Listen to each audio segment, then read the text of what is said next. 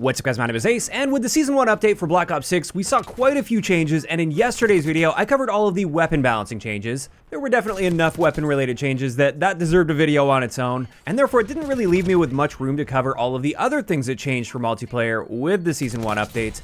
So that's what we're going to be covering today, including quieter footsteps. We'll look at before and after comparisons, as well as a buff to the Ninja perk. But before we get into that, one thing I do want to point out is at the time of recording this video, which is the day of launch, so yesterday as you're watching it right now, there are also a lot of bugs right now with this update. A lot of things are not working properly. They screwed up all of the assault rifle damage and range profiles. The ghost perk was locking for people even though they were a high enough level to have it unlocked, and there were various other bugs attached to this as well. So I just wanted to point that out here. I'm not trying to sweep anything under the rug. I've just been way too busy testing the things that changed in the patch notes.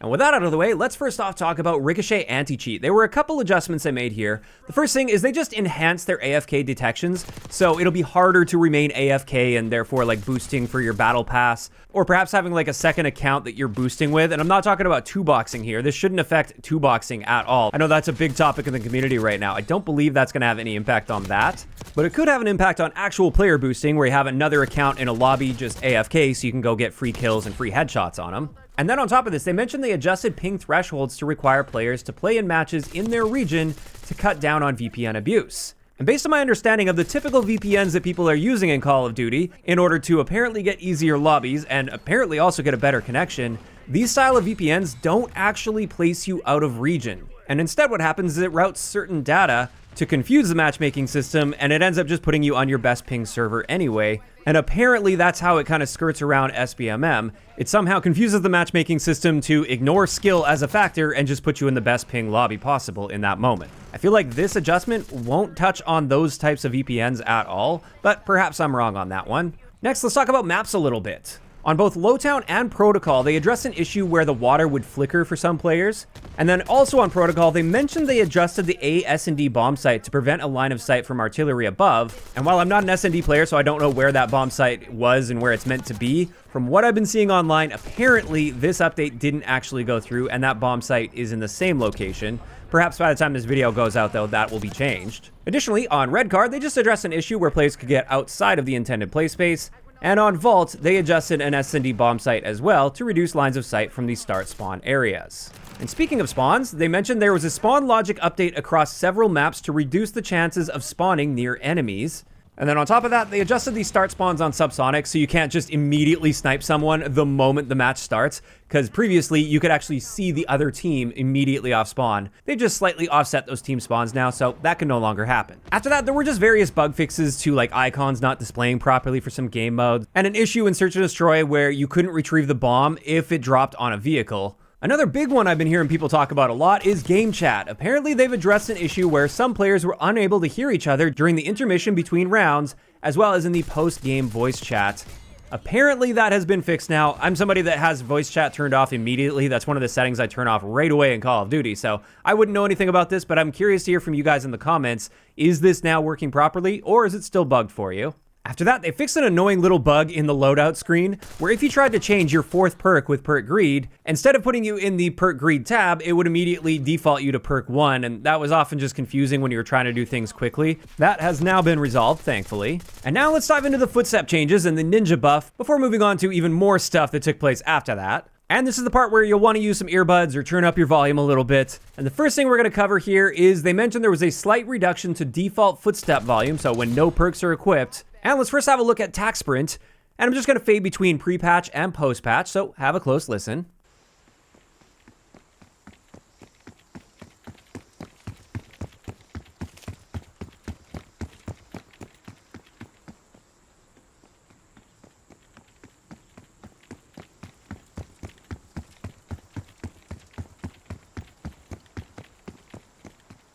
When it comes to this one, if I crank my audio and pay very close attention, technically there is a very slight reduction to the volume of Tac Sprint footsteps. But in this case, honestly, it's such a subtle change that I suspect once YouTube compression takes over here, you probably won't be able to detect any difference here whatsoever. So that just goes to show that this was a very subtle change. But what about standard sprint?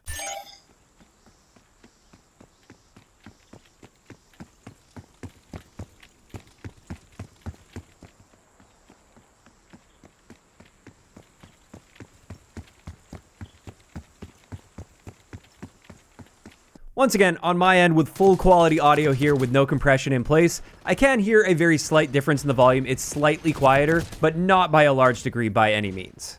What about Ninja though? In the patch notes, they stated there was a slight reduction to Ninja Footstep volume as well. So once again, let's have a listen to pre-patch versus post-patch, starting it off with Tac Sprint.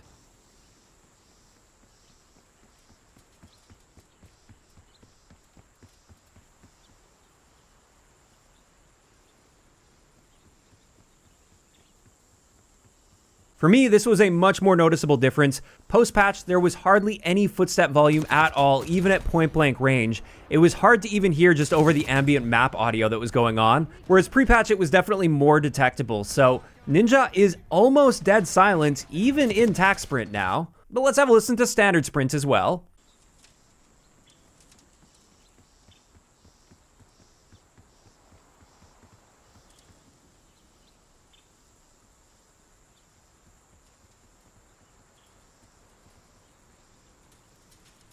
Once again, pre-patch, it was quiet, but definitely there, whereas post-patch, I've got to be straining super hard to hear anything at all. Technically, there's footstep audio there, but it is so quiet that realistically, even with sound EQ, I think you're going to have a super hard time hearing that.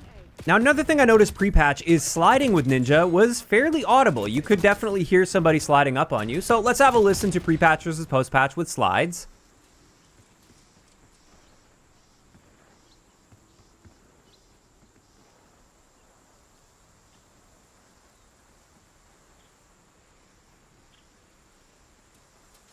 As you might have been able to hear, post-patch, there's still some audio when sliding with Ninja, and it's possible you will hear somebody sliding right up on you, but it is quieter than it was before, and if there's any sort of gunfire or anything going on around you, it's highly unlikely you're actually going to be hearing that. So they did buff Ninja quite a bit here. It is almost dead silent. However, I also wanted to see how it interacts with Acoustic Amp, because pre-patch, Acoustic Amp completely overpowered Ninja, and it actually made your Ninja footsteps way louder than your standard footsteps were if there were no perks or field upgrades present. Is that still happening? Well, let's have a listen.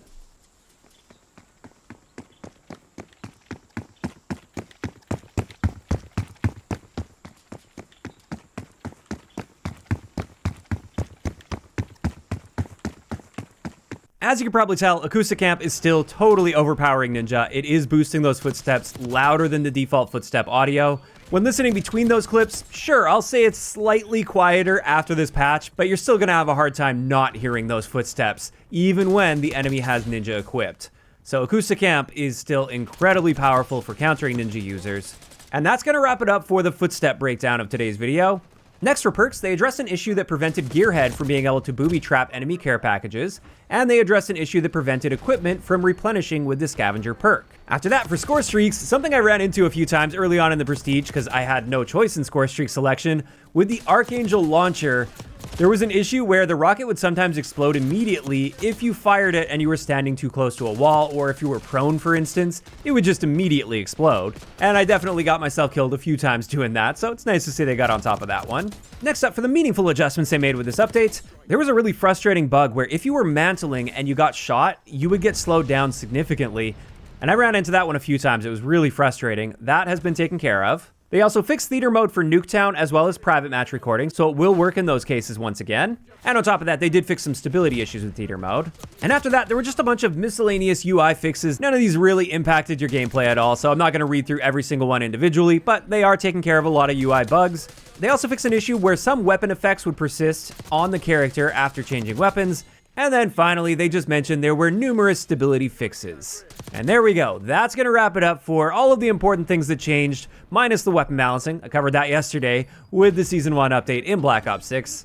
And overall, definitely some nice steps forward. Unfortunately, also some steps back with new bugs that were introduced with this season. But of course, this is where I'm curious to hear from you guys in those comments down below. How are you feeling about these changes that I outlined today with Season 1? Especially with the footstep audio and the Ninja buff. Do you guys think that's now in a good place, or maybe not? Just let me know down below. If you enjoyed this video, a like rating is always appreciated, and don't forget to subscribe for more if you haven't already. I'll talk to you guys next time.